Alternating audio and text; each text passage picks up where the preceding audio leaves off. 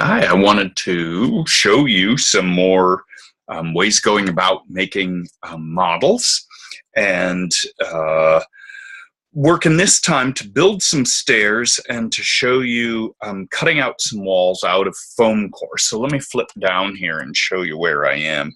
Um, what I did to start off was to copy my ground plan. I'll spin it around here so that you can see it. Basically, I've got walls that run along the sides here, and in the back, it's your basic box set with a couple of jogs in the walls is what I'm doing. And I have a platform that runs along here, and then a set of stairs that goes up. It's interesting, when I was kind of working on this, figuring out the model, I actually discovered quite a good bit about making these stairs, that I didn't need all of the platforms. And so really making models really helps to clarify things. But I wanted to show you really quick an abbreviated version here of how to go about cutting out some stairs and building them. I started actually by cutting away the basics of a copy of the ground plan. Obviously, I'm not working with my original here, but I cut away at this so that I would have it to use. And I laid it out onto some foam core 1-to-1, and I stuck some pins in it, which held it down while I was doing my cutting. But so I've created one of those here, so I actually have this platform that's all ready to go, just like that, pre-cut now. So that's set. But what I want to do is show you making some of these stairs that go on here. So I'm basically just going to give myself a nice straight edge so I can get rid of that. And this allows me now to place, actually, I think I'm going to get rid of, it's a lot easier if you use the blade, you get much straighter cuts, but when you're just approximating things, no worries. So here's my little piece of foam board, and I'm actually just going to stick a few pins in this paper to kind of hold it down. So while I'm cutting, I'm not fighting with it quite so much. What I like to do is cut away the excess. And so I'm going to make one set of these stairs, the first platform. I actually came along in advance, and I'm working in 1/4 inch scale here rather than 1 inch or 1/2 inch, 1/8. I'm working in quarter because it's good and clean, and I think that's what you guys will be doing. But I went ahead and I measured how thick this stuff is, and I think you can see it. I'm doing 8-inch stairs, and this comes in real close to 8 inches. It may be a little bit thicker, closer to 9, but it's not so bad. So basically what I can do is cut out the stairs as I go along and just slice them up and stack these to make some stairs. So you see I pinned that down, and I've come along, and I'm using a nice metal straight edge, though I can certainly use one of these plastic bits. It's a little harder to cut along one of these because the knife likes to jump off of it. Also, a lot of these rulers have a bit of cork on the bottom, which holds things steady, but I wanted to show you how. I'm going to slice this out. Now, there are a couple of ways you can go about this. One is to remove all of the material simply by slicing it away. I think you can see what's going on here. So I can just cut that off, and then I can remove the bulk of that and spin this around. And I can keep whittling away, in essence, which I think works very, very well for cutting this foam board. So you see I just keep chopping away at it. And I'll take another chunk off of here because I know this is where I'm cutting. Now, when I did my drawing, I did 12-inch treads, 1 foot, and you can see those here. And I already cut out the 8-inch layer, so I don't really need to do that. That's all set to go. So what I'm doing now is the 16-inch layer. And my stairs, I know, turn a corner here. So I have to just cut out a little bit more. Ta-da. And a little bit here. Now, in cutting like this, I'm trying to keep my blade as straight up and down as I possibly can.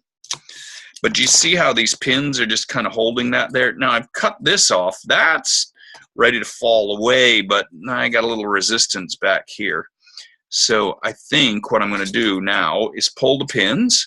Since I'm done with this part, I'm going to save this because basically what I can do is for my next layer, I can slice away here and I can slice away there, and I got my next template ready to cut the next set of stairs as I go up. But now I've flipped this over and I can get a good clean cut. Now if I had a little extra muck in there, I could cut that away. But there's my stair, and you can see now how this sits right on here. I think that's pretty clear. And I went ahead and I've cut out the rest of the stairs and placed them over here so you can see how the next layer goes on. And the next layer goes on. And ta-da! Now I have my stairs in place. And I think you can tell it's fairly easy to see that it's not super straight just to start, but for holding it in place temporary, like I think you can see that I have a good scale staircase all ready to go, nice and clean. So what I'm going to do is come along and glue these down with some of that super thick tacky glue. And then as I build, I'll have all those layers right there, and this will be ready to assemble. But what I wanted to show you is making a wall, which basically you can cut right out of cardstock. So what I did was to take my trace paper and make a photocopy onto a good heavy cardstock, and you can see how I placed it here. I actually had 2 sheets, and I've cut a sheet of it out already, and you kind of see how those came together. But I'm trying to think it all ahead in advance of my building this, so I know what it is that I'm cutting as I go. And really, I already cut this wall out, so I don't need that bit. So what I'm going to do is cut away the excess on the outside here. You can see me slicing. I made sure this is nice and sharp, and you remember you can break these tips off really quick with a pair of pliers, or you can fight with this little bit of plastic at the back, but that's kind of a pain, so I don't do that. And so here I am slicing away, and I'm gonna leave extra at the bottom and at the sides and at the top. I'd say about 1/4 of an inch, maybe 1/8 of an inch, somewhere in there. And what that's gonna do is fold under and become a tab so that I can glue it down. So you can see me tooling along. When I was drawing this wall fits perfectly with the ground plan so that you can see how, oh golly, and now I cut it up, never mind. Gosh, this doesn't work well. You can see how my wall, here we go, that's what I'm looking for. I really need a ground plan that works here. You can see how this wall lines right up there with what's on the floor plan here, matches the wall. So when I had my trace paper, I drew a line right along the bottom of the trace paper and matched it up to this wall exactly, so I knew what was happening. Then I started to draw my elevations. So I know these things fit, and I'm going to tool along here, and I'm going to slice up some more. I hope you can see all of this. Again, I'm leaving a little tab on the outside. Here I'm just going to cut away the extra. Now I have a manageable size I can work with. Note now that I'm slicing along this edge because I can see the work a little more clearly. But if this particular chewed up triangle becomes too dull, I can switch back to my metal straight edge here. But what I'm going to do now is take a little nip out of the corners here so that when I fold these, I'm not tripping over that stuff. I'm going to do that here. Right, so I've gotten rid of those. And down here on this part of the wall actually touches the floor. So I'm going to make my cut there. But this part of the wall, it sits up higher. So I'm going to cut away some of this. I'll leave a chunk of it, fold under. Again, for my tab. So now I have the tab that's going to go on the floor. And now watch, I'm going to lightly score this. I am not cutting deep. I'm just going real light through here. Lightly pushing down. I'm going to do the same along this side. You see how I've got a tab running on the side, the bottom. And I'm going to have to come along here also and slice in, remove a good chunk of this for the doorway, but actually because I want a little of this to fold back so that it's a little stronger, I'm going to leave myself a little tab here as well. And you'll see some of these can be quite thin. And I can do the same thing up here because I want that doorway to be a little stronger also.